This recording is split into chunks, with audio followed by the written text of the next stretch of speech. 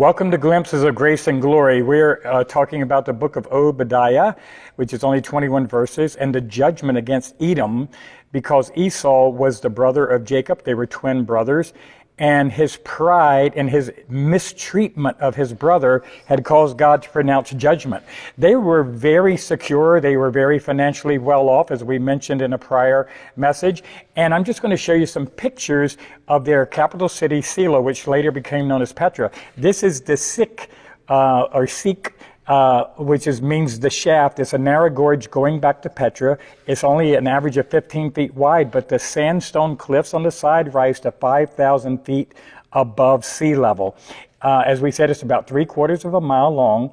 And as you go back, the first thing you come to in the opening is Al-Khazna, which is a 130-foot tall temple carved completely into the side of the stone mountain. So when you get to the town here, you have a flat plain that's less than 1 square mile surrounded by mountains. Very secure, impregnable. This is one of the ornate caves that are carved there. There are many caves carved there where people live. This was their homes. And then this shows a little bit of what the interior looks like when you get to Petra. Now, this is an Arab land. It's in Jordan now, and for over almost 1,000 years, Western civilization had lost all knowledge of Petra until in 1812 a Swiss explorer heard rumors about it, and he went to explore.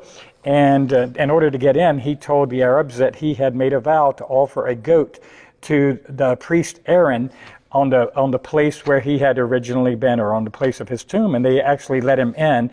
And he was awestruck by the structure, by the Sikh leading in, by the town, by the ornate carvings. Just imagine, nothing is built here out of stones or masonry.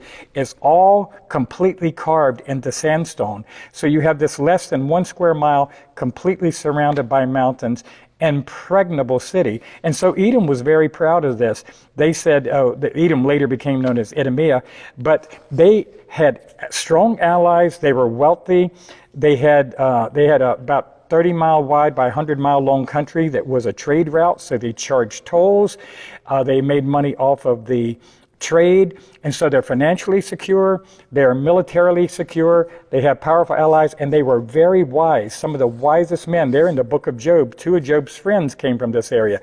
So this is Petra, and we want to see the danger of pride, being self-sufficient, thinking you don't need God, and then looking down on and mistreating others, especially family. God does not allow. So may God help us to humble ourselves under Jesus Christ.